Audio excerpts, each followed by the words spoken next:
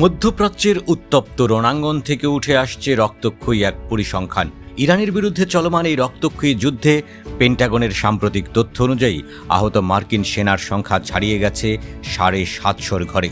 ওয়াশিংটনের ডিফেন্স ডিপার্টমেন্টের casualty database এই নতুন উদ্বেগজনক তথ্য যোগ হওয়ার পর থেকেই বিশ্ব জুড়ে শুরু হয়েছে নতুন জল্পনা কল্পনা।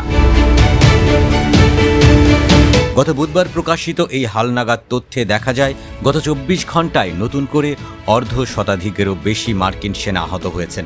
গত 28 ফেব্রুয়ারি যখন মার্কিন যুক্তরাষ্ট্র ইরানের বিরুদ্ধে এই সর্বাত্মক যুদ্ধের ঘোষণা করেছিল, তখন থেকেই একের পর এক মৃত্যুর ও আহতের মিছিল দীর্ঘ হচ্ছে। এখনও পর্যন্ত অপারেশন এপিক ফিউরি এবং ডিফেন্স ক্যাজুয়ালিটি অ্যানালাইসিস সিস্টেমের হিসেব বলছে, এই সংঘাতে প্রাণ হারিয়েছেন অন্তত 18 জন মার্কিন সেনা আর রক্ত ঝরেছে 757 জনের দেহে।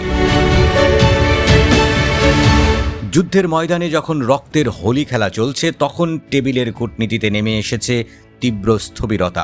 তেহরান এবং ওয়াশিংটনের মধ্যে চলমান শান্তি আলোচনা এখন পুরোপুরি এক অচল অবস্থার মুখে এসে ঠেকেছে। কোনো পক্ষই ছাড় দিতে রাজি নয়, আর এর খেসারত দিতে হচ্ছে সাধারণ সৈনিকদের, যাদের প্রতিনিয়ত ড্রোন ও মিসাইল হামলার মুখে পড়তে হচ্ছে।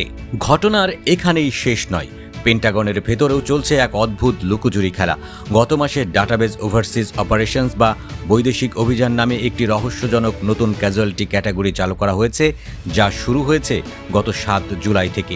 মজার ব্যাপার হলো, ঠিক এই দিনেই ডোনাল্ড ট্রাম্প প্রশাসন মার্কিন কংগ্রেসকে আনুষ্ঠানিকভাবে জানিয়েছিল যে ইরানের সাথে একটি নতুন সংঘাত শুরু হয়েছে, কিন্তু এই নতুন ক্যাটাগরি নিয়ে পেন্টাগন এখনও কোনো স্পষ্ট ব্যাখ্যা দেয়নি।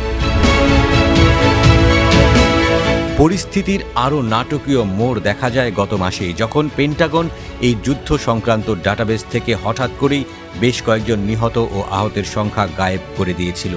মিডিয়া এবং আইন প্রণেতাদের তীব্র সমালোচনার মুখে পড়ে নড়েচড়ে বসে প্রতিরক্ষা দপ্তর। পরে অবশ্য সেই সংখ্যাগুলো আবার ফিরিয়ে আনা হয় এবং পেন্টাগনের পক্ষ থেকে দাবি করা হয় যে এগুলো নিছকে কিছু অস্থায়ী ডেটা বিঘ্ন বা টেকনিক্যাল সমস্যা ছিল। তবে বিশ্লেষকদের একাংশের মতে এই ডেটা 9/6 আসলে মার্কিন প্রশাসনের এক সুদূর প্রসারী কৌশল। যুদ্ধক্ষেত্রের প্রকৃত চিত্র সাধারণ মানুষের চোখ থেকে আড়াল করতে বারবারই ধীর গতিতে তথ্য প্রকাশ করে আসছে পেন্টাগন। জাতীয় নিরাপত্তার দোহাই দিয়ে বহু তথ্য ধামাচাপা দেওয়ার চেষ্টা চলছে, জানিয়ে খোদ আমেরিকার ভেতরেই ক্ষোভের আগুন দাউ দাউ করে জ্বলছে। এদিকে ঠিক যখন ওয়াশিংটনের ডেটাবেজ আহতের সংখ্যার রেকর্ড ছাড়িয়ে যাচ্ছে, তখন খোদ মার্কিন প্রেসিডেন্ট ডোনাল্ড ট্রাম্প দাবি করেছেন অন্য এক বাস্তবতার কথা। বুধবার তিনি এক বিস্ফোরক মন্তব্য করেছেন, বলেছেন ইরানের সাথে বর্তমান পরিস্থিতি নাকি খুব ভালো অবস্থানে রয়েছে, অথচ বাস্তব চিত্র হলো তেহরানের সাথে চলমান সব ধরনের কূটনৈতিক আলোচনা তিনি নিজেই স্থগিত করে রেখেছেন। কৌশলগতভাবে অত্যন্ত গুরুত্বপূর্ণ হরমুজ প্রণালীতে উত্তেজনার পারদ দিন দিন কেবল বেড়েই চলেছে। যুদ্ধের এই কালো মেঘ ঠিক কবে কাটবে এবং এই সংঘাতে আর কত তাজা প্রাণ ঝরবে, তার কোনো সদুত্তর নেই কারো কাছেই। একদিকে ট্রাম্পের আত্মঘাতী আত্মতুষ্টি, আর অন্যদিকে পেন্টাগনের রহস্যময় লুকোচুরি, সব মিলিয়ে ইরান যুদ্ধ এখন পরিণত হয়েছে এক অনিশ্চিত ও ধ্বংসাত্মক মহানাটকে।